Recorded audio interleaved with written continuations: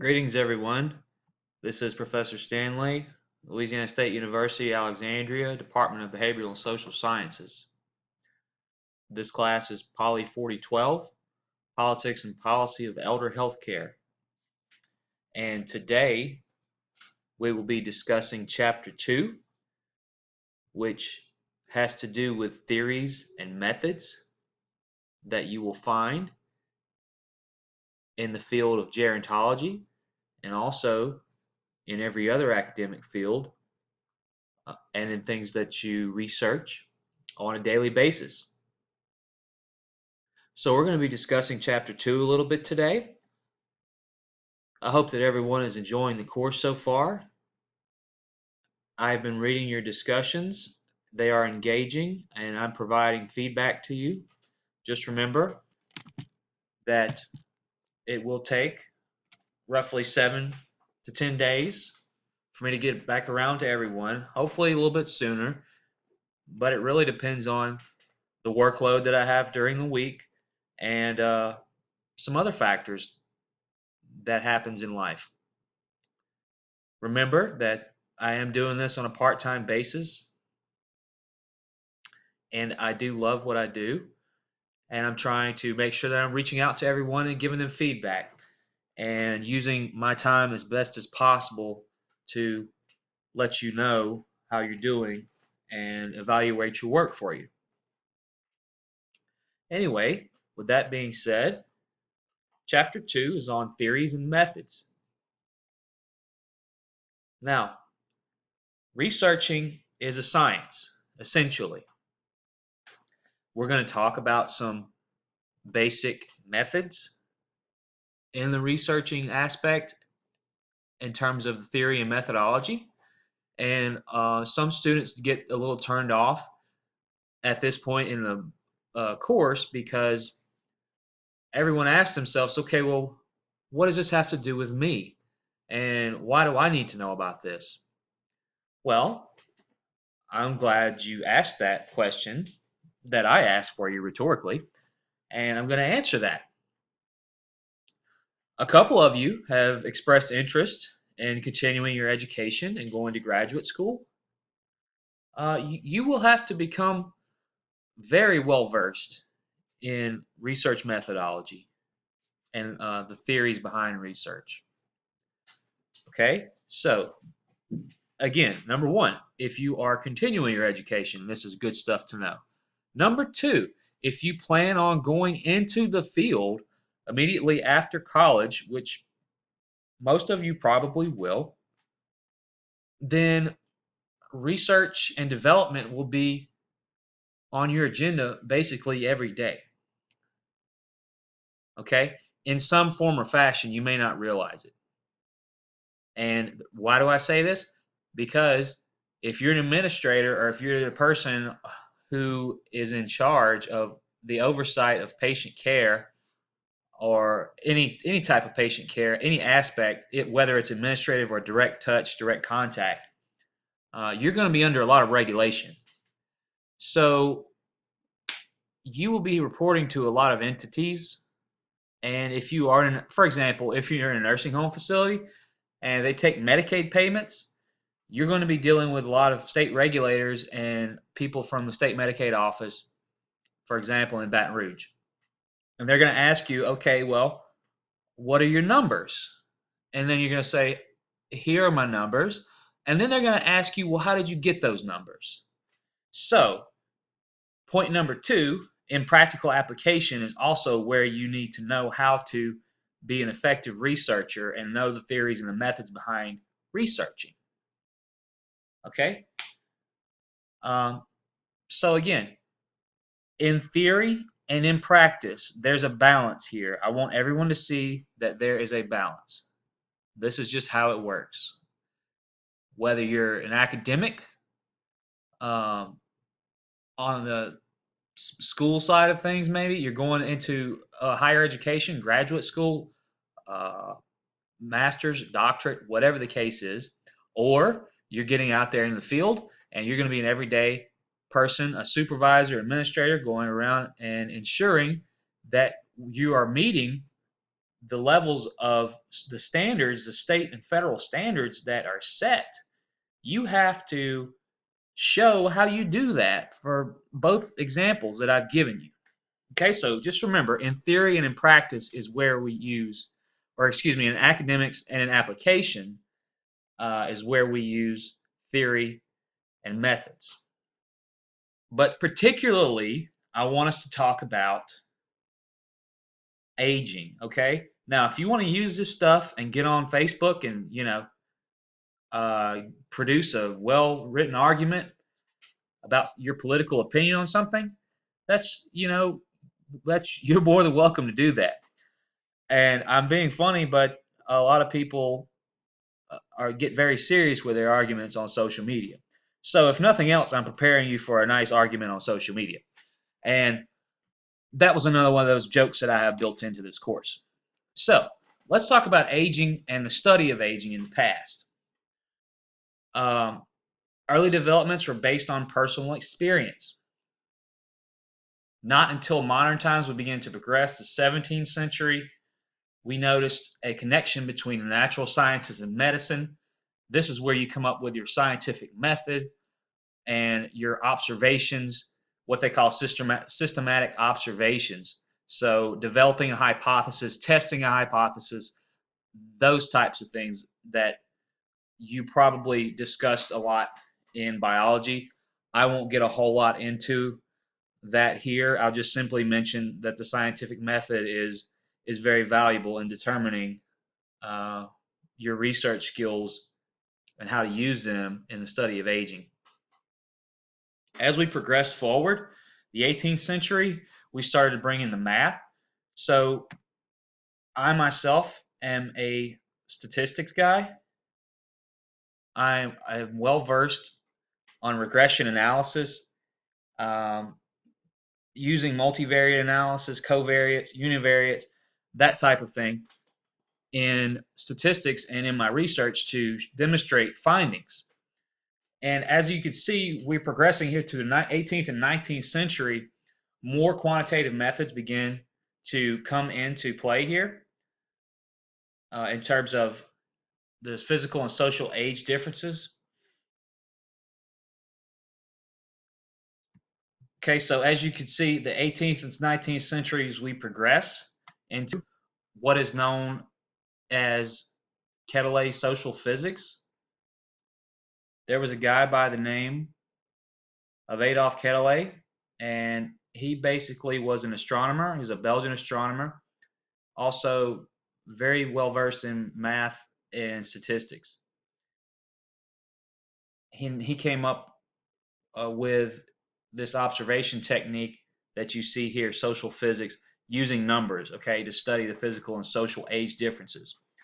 So we go from, if you notice a progression of biological and observation and scientific, started like the hard sciences, if you will, earlier into this new period of using quantitative methods in math in the social physics to determine what major differences we can find. Okay, moving forward into the 20th century, Elie Mechnikov actually used the term gerontology for the first time. Okay, and if you all want to do a little research about that, feel free to look into the history behind that. Again, in our time here, I will try to keep things as brief as I can. So a lot of these things are really interesting, and I suggest that you take the time to look into them for those of you that are really interested. Okay, so moving forward into sort of the latter half of the 20th century, we experienced rapid growth after World War II, obviously, with the baby boom and everything. Not only in that regard, but research in general was becoming more and more rigorous and capable of doing things that we had never seen done before on a scale that we never thought possible.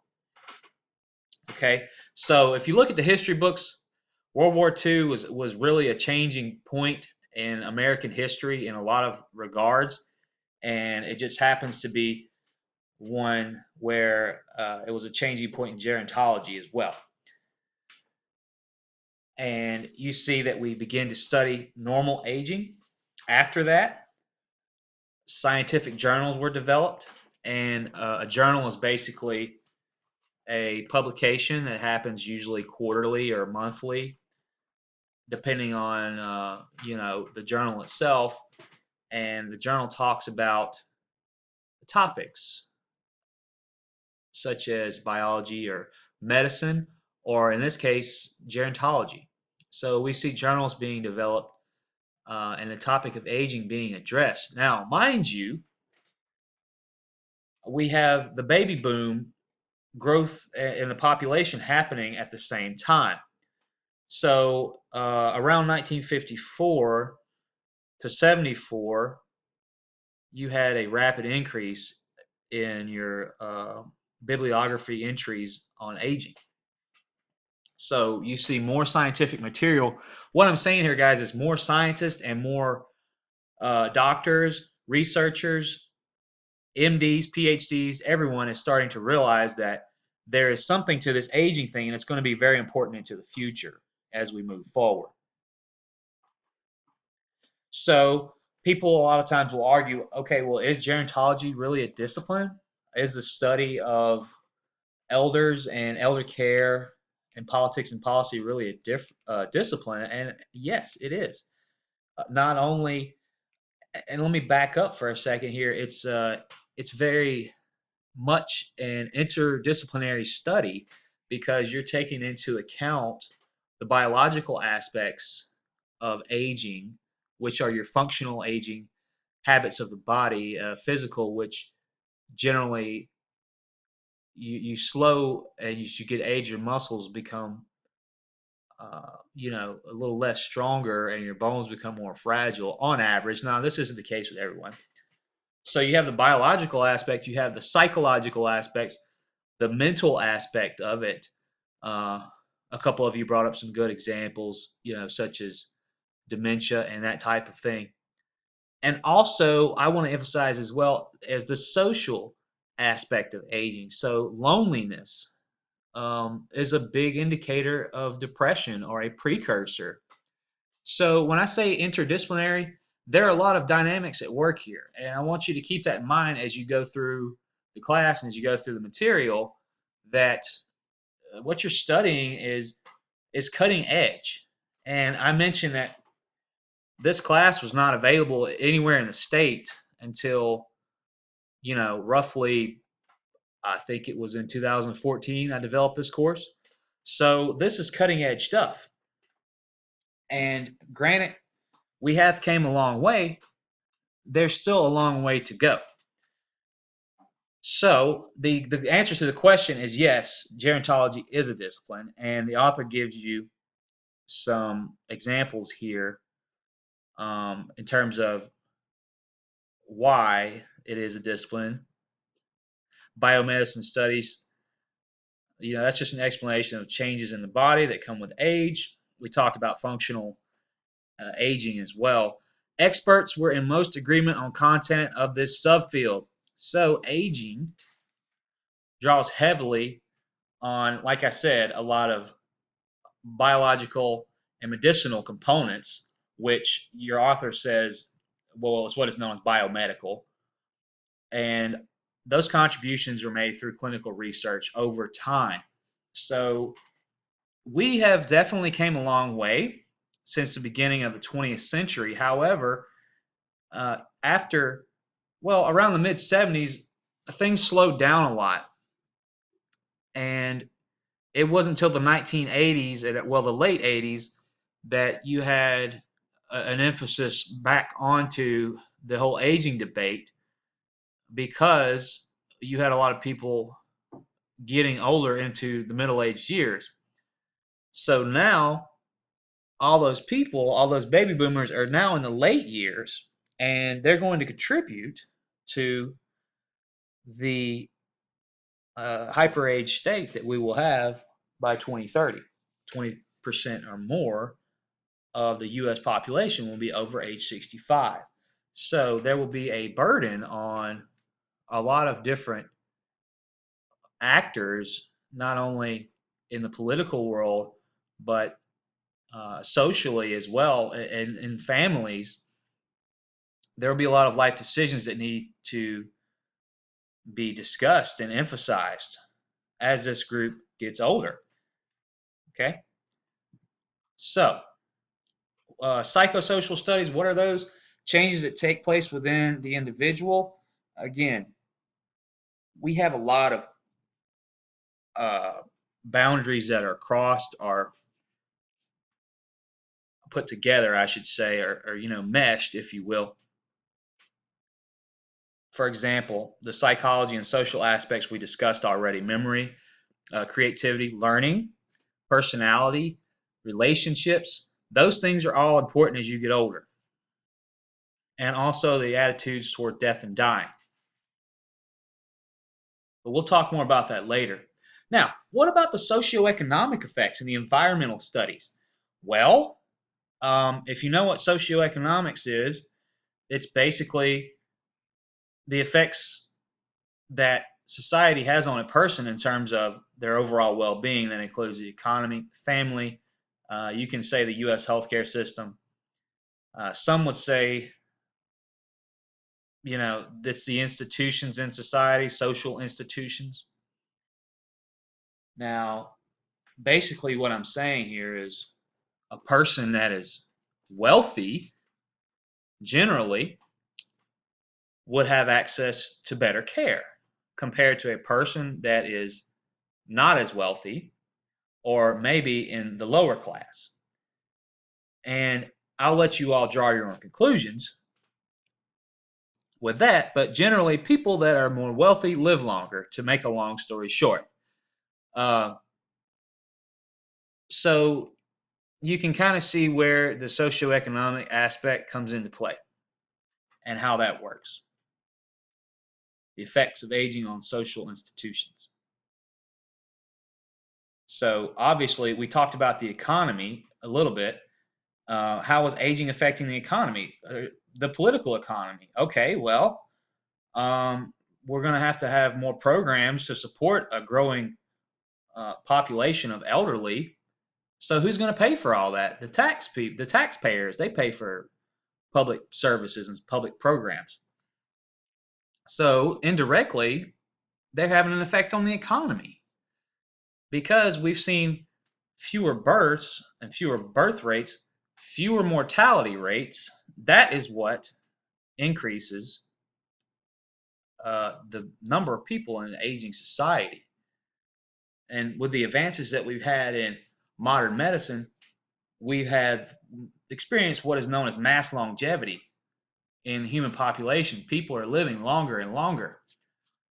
And that's great and that's wonderful, but we need to figure out how our institutions and how society is going to sustain this population for the long term. And that's your job.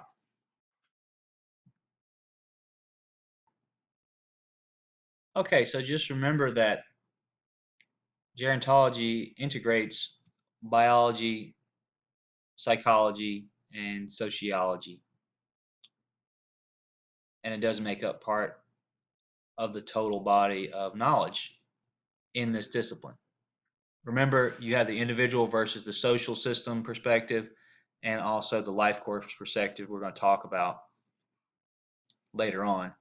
Now, for those of you that like big words, we're going to get into some higher learning discussions here regarding your different perspectives and the actual way of how research is conducted and the different perspectives and theories we see here. For example, the interpretive perspective. This information is all in your book, by the way, so don't be alarmed if you don't get it on the first go around. Theories within perspective: social constructionism, social exchange theory, symbolic interactionalist theory, social phenomenology, and ethnomethodology. So those are some examples here of the interpretive perspective. Now, you'll notice I didn't give you a whole lot of discussion on that because few scientists use this perspective in gerontology. Now, what about the functionalist perspective? Societal change. Based on the structural and functionalist theory of Durkheim and Parsons, which they partnered up on their work together. Emily Durkheim was a sociologist. You probably learned about them as well in some of your previous courses. Society is a system made up of many different parts. Okay? So remember the basic discussion that we had a second ago was you have different perspectives you want to look at here. So on one side, you have the individual. So we're just going to say I here, individual, and then society is on the other. Okay? So two ways to look at this, individual and society.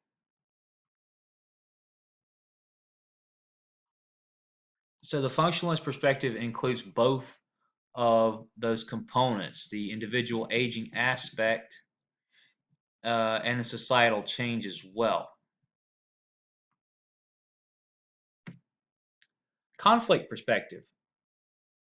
Tensions exist between groups in society.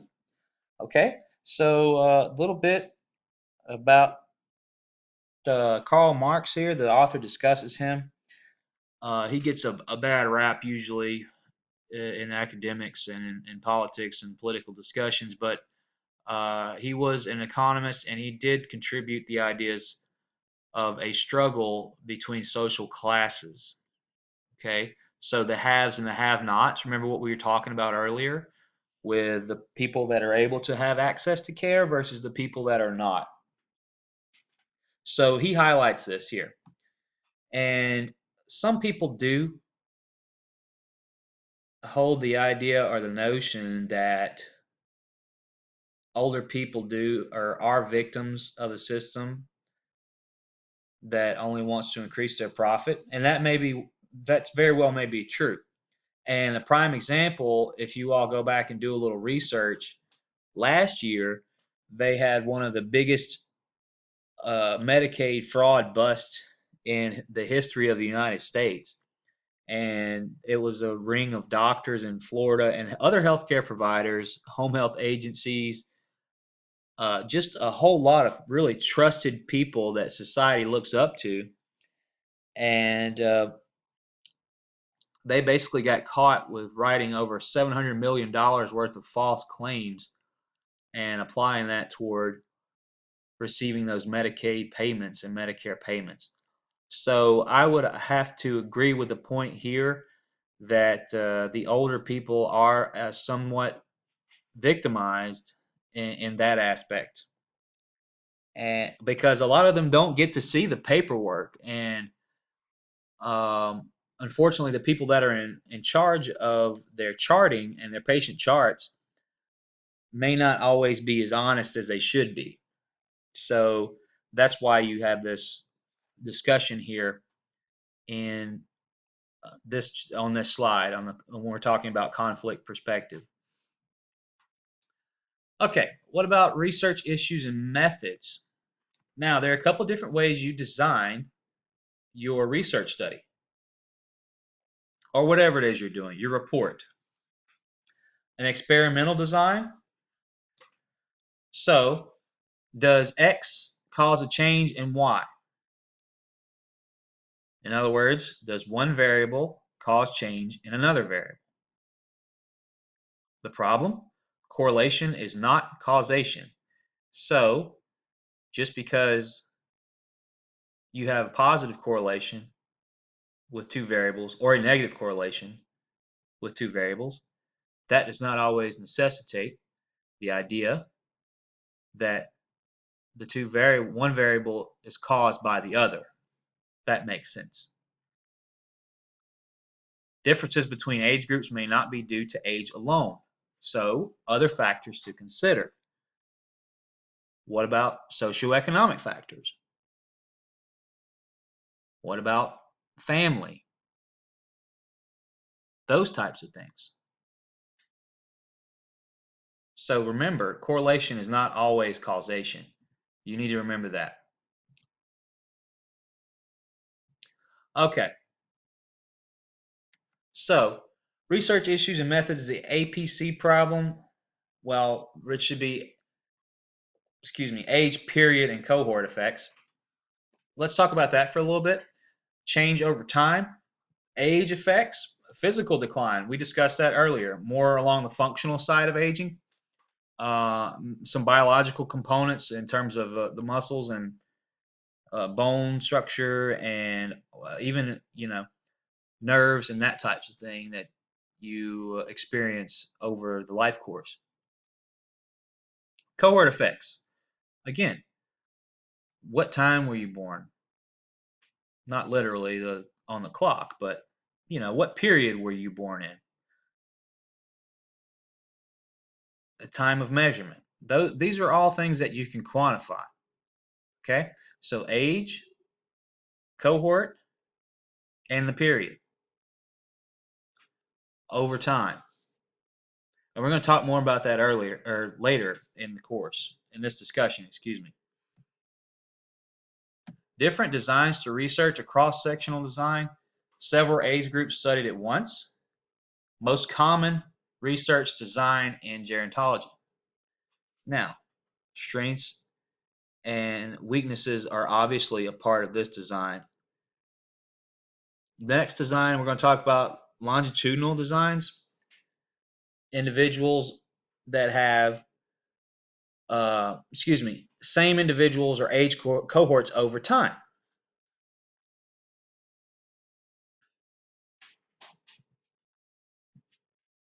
Okay, and finally, time lag design attempts to overcome limitations of simple cross-sectional and longitudinal designs.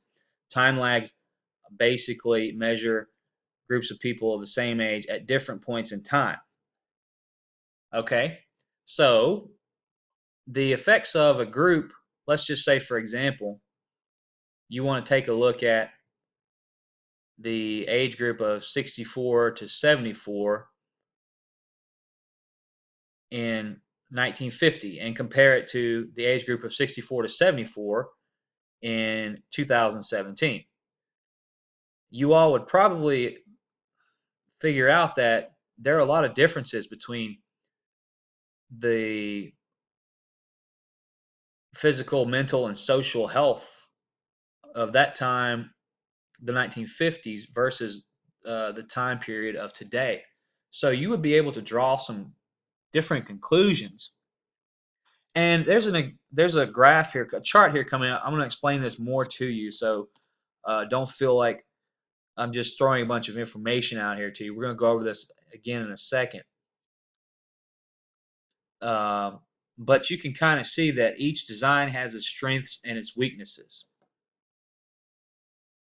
Okay, so let's take a look at our cross-sectional, longitudinal, and time lag designs. 3 types of study designs. Okay, so if you look at your cohort on the far left, you have your time measurement in the middle on the top, and then you have your age groups on the bottom there. And your 3 different designs are on the right: cross-sectional, time lag, and longitudinal. So what did the authors do? The study took place in 1975, hypothetical cross-sectional study. Okay, so we're going to start from the top. The cross-sectional study took place in 1975, looked at 4 age groups. So across all the age groups you see here, from 35 to 65, compared findings. So just to briefly summarize what we were discussing earlier, the study took a quick snapshot of age differences at one point in time. So if in 2017 you were to look at, let's just say for your research paper or for anything that you want to research when it comes to aging different groups and population. In 2017, you wanted to look at age 45 to 85. Well, you could do that with a cross-sectional study. Okay? The benefit there is you're able to just take one point in time and go across a number of different age groups. Now, longitudinal study, the next example began in 1975 but went on for 30 years. These studies are not as common because obviously they take a very long time to complete, and time equals resources. So, unless it's a large institute, you won't see many individual researchers taking on this kind of study. But the example that you're given here, the longitudinal study, went on for 30 years. It measured the 1940 cohort. Remember, your cohort there on the left, it measured the 1940 cohort 4 times in 1975 through 2005 in 10-year intervals, and also at the different age intervals each 10 years. Now, the author describes a little bit more. The study would obviously have fewer people because of deaths and whatever the case may be, program dropouts, things of that nature. So, this example, this longitudinal study was able to follow the changes in age in the 1940 cohort example, in particular, just that group. Okay, what about time lag? Time lag looks at the 4 different dates: 65, 75, 85, 95. The study would have had different people in the sample at each time of the measurement. It would show how 65-year-olds differed at each time of the measurement. So again, the time lag uses the 65-year-old age group example. It could have used any one of these examples. Okay?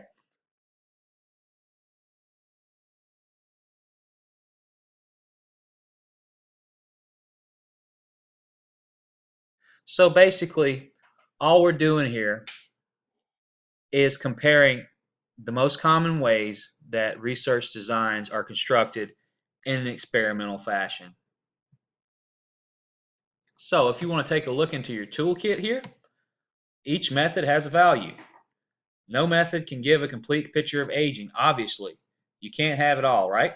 Long-term effects of interventions only possible using a longitudinal design or the lengthy design that we looked at. No matter what design you have, you must look closely to discover the causes of change. Now, we're going to talk about paradigms. Okay? Positivist and critical gerontology are 2 paradigm examples that you're given here. Their definitions are at length in the book. I won't go over them here. I'll let you do that. I will talk about the methods that we see here: quantitative and qualitative, as well as mixed methods. Those are the 3 methods of research in the social sciences. Obviously, they may appear to be pretty self-explanatory at first glance, but quantitative uses numbers, qualitative uses words and description, and the mixed method uses both. Each method has its strength and weakness depending on the outcome of the research question that you're asking. That's why it's always important to develop a very good research question. So what is a paradigm? Let's talk about a paradigm. Paradigms are frameworks for thinking about social social phenomena, actually. Things that we see occurring or we can observe. They help define your research questions, those things that I was telling you about earlier. And just for example, we can do a research question here. Let me show you an example of a research question. Give me 1 second. So you would ask yourself, if it's for example, a quantitative,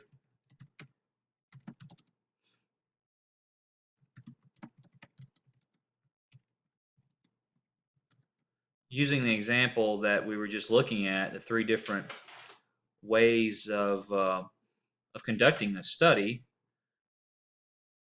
Let's just say we're going to use the 65 plus age cohort. What are the most significant indicators of physical well-being in the 65 plus age cohort? So anyone over the age of 65. That's an example of a research question. There are many other examples of research questions. And we're going to look at a few of those examples right here. So you have to look at, number one, when a relationship is expected among a certain type of subject, reference the population. So the example here, among young children, there is a positive relationship between level of psychomotor coordination and degree of self-esteem. Let's look at some other examples here. Administrators who provide wellness programs for their employees receive higher employee ratings on selected leadership qualities than administrators who do not provide wellness programs. So those are just some examples here, and how you really want to write your research questions. And it always is good to start out with a research question before you begin, actually going in there and typing in those search terms and looking for information. So develop a good research to a question, or hypothesis. In this regard here, you see it's a hypothesis. Here's another example. Among elementary school teachers, those who teach in year-round schools have higher morale than those who teach on a traditional schedule. So you want to keep it simple, avoid words or terms that do not add meaning to your research questions and hypotheses. Okay, so there are tons of different resources available for you to look at when you're constructing your research questions. And always remember, it's very important to look at the right ways of constructing your research question in order to guide your research, because you don't want to be out there spending a lot of time on things that you don't know what you're looking for, basically, is what I'm saying. So have those research questions. Okay, let's talk about some differences here between quantitative and qualitative methods. Positivism, a natural science paradigm. We talked about that a little bit. The scientific method, biology, things of that nature. Mathematical measurement, statistics, cause and effect. That's the positivist methods of natural sciences. So what can we see? What can be seen? What can be measured? How can we show it on a graph? Whether it's uh, a chart, or a pie, or any type of ebb and flow diagram, anything to show the findings of your study using statistics, whether it's an F test, a T test, any of those types of things. Main approach to scientific study in gerontology, and again, is the natural science paradigm.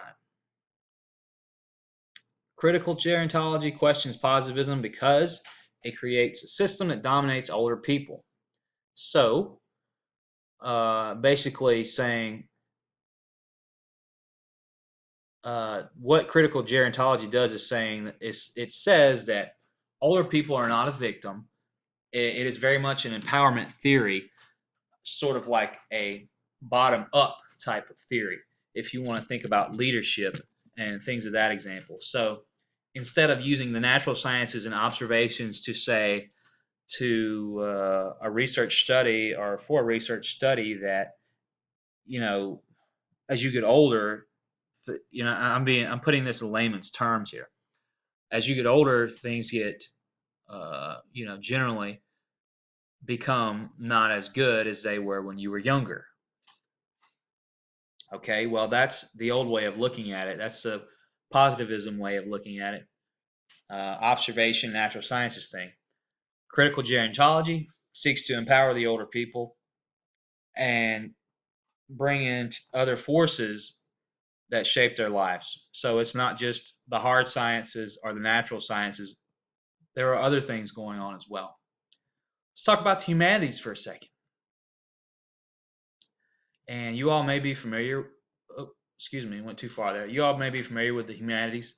You've taken some classes, uh, literature, English, whatever the language is, philosophy, fine arts.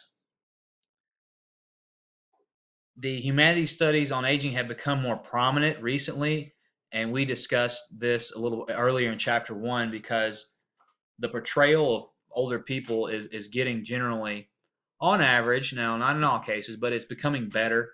So people are thinking about aging in a different way and putting sort of what the author calls a human face to aging. So aging is not just a hard science or something that we quantify or discuss and use scientific means to prove a hypothesis, but it is also putting together this overall portrait of aging, putting the face onto the scientific aspects. Okay? Now, we'll talk about the internet for a second. And obviously, things have really changed here. And even in the last decade, information is everywhere. And that is also the case for the aging population as well. That can be used for good, and that can be used for bad. Now, what you have to do as a student is figure out, well, you know how the World Wide Web works, and you should know that all the things that you read, especially on social media, aren't true. So we have this massive warehouse of information, and we're able to access it at any time. However, unless you go to those journals or to those other trusted sources of information, you have no guarantee that the information you're getting is of any real value or has any quality. And, I always make a joke about Wikipedia. If you all think Wikipedia is a credible source, then I don't know how you got this far in academics, to be honest with you. And I'll still have examples of students giving me Wikipedia as a reference for their research. It's not credible. Anyone can get on there and change the information. If you want credible resources, you go to Google Scholar and get me information out of a scientific journal, and then you can reference that for your assignments. So, I always like to say that everyone has an axe to grind. And Dr. Ortiz said that too. And he taught me. And now I'm teaching you. And what that means is there is something that is at work generally that is making people and motivating people do what it is that they do. And for the most part, all this information and this garbage on the internet that you read about is pushed by commercial interest. What do I mean by that? Well, all these ads and things you click on are these, they call them quote articles. They're not real, they're not articles. I don't even know why people are giving them the title of an article. That is a disgrace. It is complete junk. I call them junk links, is all they are on social media and on the internet. An article is something that someone who is well educated has sat down and spent their precious time on writing and constructing and trying to contribute to society and make it a better place. But unfortunately, the articles, quote, that you see on the internet get mixed up with the actual research. So people have all these opinions, and you've probably seen a lot of these since it was just election time. They have all these opinions, and what are they based on? Whatever website they came from. And usually those websites are affiliated with interest groups, and interest groups, they offer advertising, infomercials. They want your money. Okay? So just be mindful of where the information is coming from. Again, the internet can be used as one of the greatest tools and resources that we have, but it can also be a distraction and full of negativity and things that are untrue. Let's talk about ethics in research. Now, the higher you go, the more you come under fire, so to speak. And I say that because, number one, I'm currently defending a proposal myself through the institutional review board of my school, and ethics is a big thing. If you can't prove why, how you got your data, who you got it from, where you got it from, when you got it, and why you did it that way, then you're going to have you're going to have a lot of difficulties when you have to present to all these auditors and these state people and these federal people. And you have to balance your research to consume to uh, that you have to balance your research to the point that where it contains your subjects or your humans, but you have done it in such a way that you have not tried to grind your axe or you have not tried to gain anything off of this research study. So what happens is, let's just take the pharmaceutical industry, for example. Let me go on a tangent for a brief moment or two. Now, the FDA has relaxed its standards over the course of time here in the US for a number of different reasons. Drug manufacturers have to come up with research studies that prove that their product or their drug is effective. And how do you do this? You say, what are you talking about, Professor? Well, they hire researchers like myself, not me particularly, but people that have a lot of advanced knowledge in research and they know how to find things. Now, what's the problem with that? Well, you're conducting a research study because you're getting paid. So, now that you've gotten a new status in life, you decide to get a better car, a better house. Everything's going great because of the drug company. Sleepy Drugs offered you that money to conduct that research study. But you find out that the drug has some side effects that maybe aren't so good on the patients. Now, the question is, Do you need to change your research methods in order to get more, let's just say, favorable results? Well, chances are if you want to keep the car in the house, you will. So I said all that to say that there are ethical issues in the research process, and you'll learn more about it as you go through life, and you you see things in a different way, and you become more aware of all the battles that are going on for competing interest groups. So it's always good to safeguard, have your colleagues look at the research plans that you develop. Become members of associations that advocate for ethics and research, and always follow your university standards and guidelines. And again, you're covering yourself from any type of legal recourse that someone may take against you. You ensure your subjects understand the studies in which they take part, and you do that by having them sign a waiver.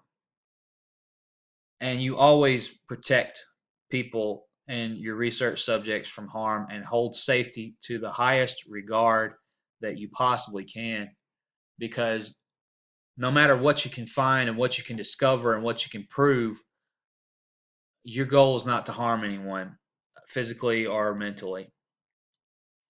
And you'll notice when something does happen, things become uncovered, and we do see unethical research, and in office, even people that hold high positions and a lot in research and government, a lot of them you'll never know about, but it gives everyone a bad opinion about all the other people, the 99 other people that are doing the best that they can to be productive in an ethical way. So again, one bad apple can ruin the whole bunch. Let's take a look at the future of gerontology and the research methods and theory. We're looking at more quantitative methods recently, especially some of the methods I'm using are very advanced, and I won't get into that. If you all are interested in those, please contact me and I'll explain, more on that. They are linking micro and macro levels of theory, so long term and short term, if you want to think about it like that as well. Again, the challenges that we see are happening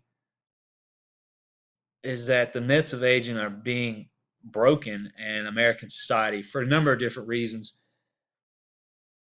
Those myths are starting to fade away, and we discussed those a little bit in chapter 1. Also, the humanities and technology aspect of it, those two things are obviously having an impact, and more every day and into the future. I hope you all have enjoyed this discussion on chapter 2. If you have any questions, my email is sstanley@lsua.edu. Thank you all for listening, and have a wonderful day. Goodbye.